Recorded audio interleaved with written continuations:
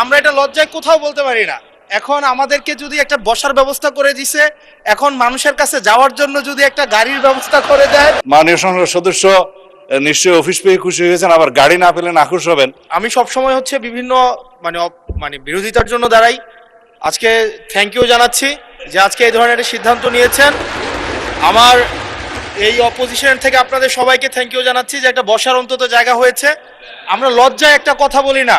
এখন এই পার্লামেন্টের সেকেন্ড মোস্ট জুনিয়র হিসেবে একটা কথা বলছি মানে আপনাদেরকে, সেটা হচ্ছে যে আমাদের একটা ইউনো মহোদয়ের একটা গাড়ি থাকে, উপজেলা চেয়ারম্যানের একটা গাড়ি থাকে, আমরা ভাড়ায় গাড়ি চালাইতে হয়।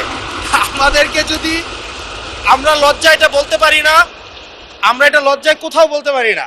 এখন আমাদেরকে যদি একটা বসার ব্যবস্থা করে দিছে, এখন মানুষের কাছে যাওয়ার জন্য যদি একটা গাড়ির ব্যবস্থা করে দেয়, তাইলে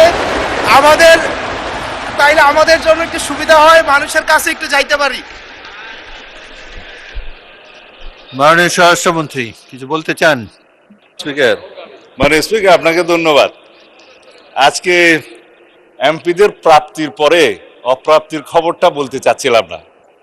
আমাদের মাননীয় প্রধানমন্ত্রী যেদিন সংসদ নেতা নির্বাচিত হয়েছেন, আমাদের পার্লামেন্টারি পার্টি মিটিংয়ে প্রথমেই দুইটা অনুশাসন দিয়েছেন যে আমরা এমপিরা এই নতুন পার্লামেন্টে জনপ্রত্যাশা অনুযায়ী আলাদা কোনো সুযোগ সুবিধা নেব না।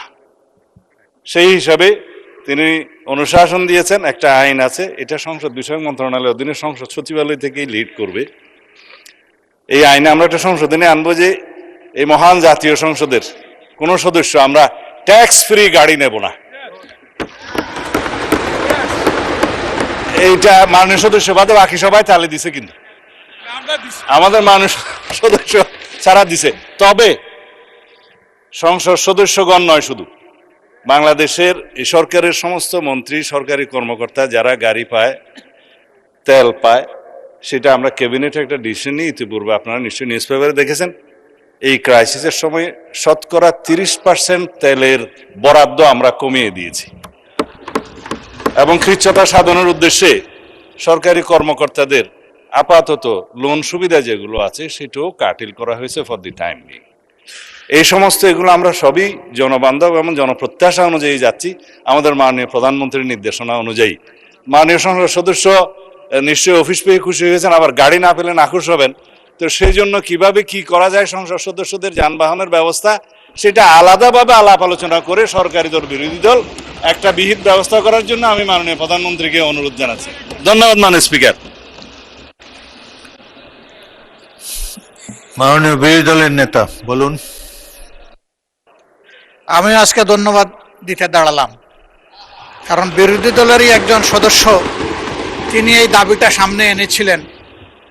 ট্রেজারি বেঞ্চ থেকে এটাকে কগনিজেন্সে নিয়ে বাস্তবায়নের উদ্যোগ নেওয়ার জন্য আমি ধন্যবাদ জানাই। তবে একটা কথা আছে যে ছোটদেরকে কখনো না বলতে নাই, তাদের আবদারে সবসময় হা বলতে হয়। হাসনাত আব্দুল্লাহ বলে ফেলেছে, সাথে সাথে না না বললে আমি বেশি খুশি হইতাম। আমি চিন্তা করেছিলাম যে এত বড় খবরের পরে বিরোধী দল থেকে কিছু মিষ্টি খাওয়াই দিব, কিন্তু এখানে এসে বাধাগ্রস্ত হয়ে গেছি, পারলাম না, একটা ধাক্কা খাইলাম। মাননীয় স্পিকার, আপনাকে ধন্যবাদ। মাননীয় বিরোধী দলের নেতা